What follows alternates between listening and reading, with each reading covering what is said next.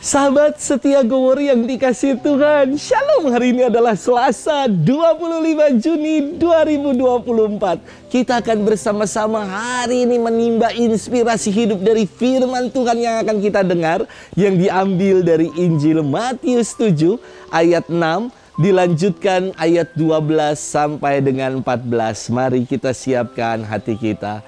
Haleluya, haleluya, haleluya. Akulah cahaya dunia. Siapa yang mengikuti aku, ia hidup dalam cahaya abadi. Haleluya, haleluya, haleluya. Tuhan bersamamu dan bersama rohmu. Inilah Injil suci menurut Matius. Dimuliakanlah Tuhan. Dalam khotbah di bukit, Yesus berkata, "Jangan kamu memberikan barang yang kudus kepada anjing, dan janganlah kamu melemparkan mutiaramu kepada babi, supaya jangan diinjak-injak dengan kakinya, lalu babi itu berbalik mengoyak kamu. Segala sesuatu yang kamu kehendaki diperbuat orang kepadamu, perbuatlah demikian juga kepada mereka. Itulah isi seluruh hukum Taurat dan kitab para nabi. Masuklah melalui pintu yang sempit itu, karena lebarlah pintu dan luaslah jalan menuju kebinasaan, dan banyak orang yang telah masuk melalui pintu dan jalan itu. Tetapi sempitlah pintu dan sesaklah jalan yang menuju kehidupan, dan sedikitlah orang yang menemukannya." Demikianlah sabda Tuhan. Terpujilah Kristus. Sahabat setia Gowori yang dikasih Tuhan, Shalom. Dulu saya waktu remaja ya, ikut aneka macam bela diri. Wah elah, dari karate, jujitsu, pencak silat, saya ikutin. Terkadang saya tuh ngerasa bosan sekali. Inginnya itu langsung jago, bisa salto, wah, jungkir balik, dan langsung jadi jagoan, piawai. Namun, tiap kali saya latihan, yang ada adalah latihannya adalah kuda-kuda, jurus-jurus dasar. Dan karena saya ikut macem-macem bela diri, hasilnya adalah tidak ada yang saya kuasai apapun ya. Jadi kalau ada karate dan 1 dan 2, saya ilmunya dan kawan-kawan. Kalau rame-rame berani. Sahabat setia Gowori yang dikasihi Tuhan, dalam firman Tuhan hari ini memuat pedoman dasar.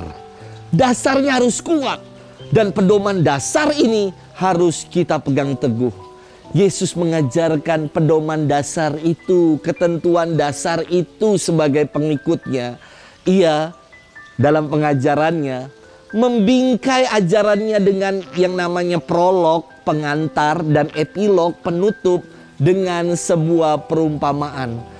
Prolog perumpamaan yang disampaikan Yesus dengan mengatakan begini, pengantarnya begini: "Jangan melempar barang yang kudus kepada anjing, dan jangan melempar mutiaramu kepada babi, karena hal ini pasti tidak tepat, tidak benar." Yesus mengajarkan cara bertindak yang tepat. Ini harus menjadi dasar bagaimana kita menempatkan diri.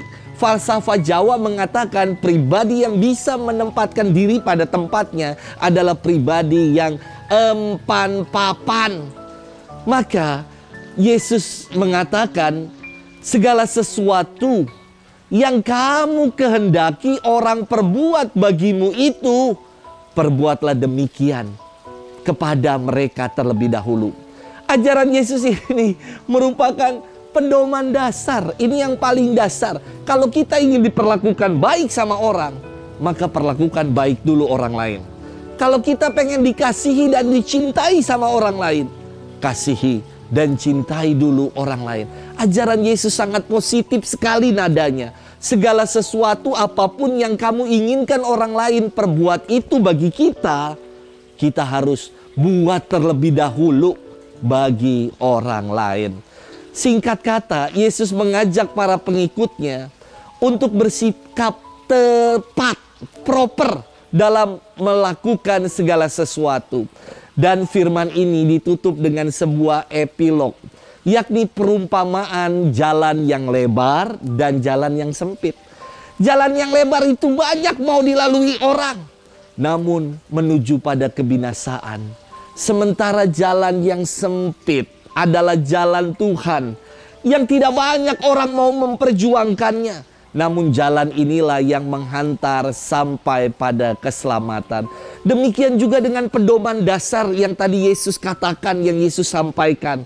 Untuk melakukan apapun yang ingin orang lain perbuat itu bagi kita, kita lakukan terlebih dahulu bagi mereka.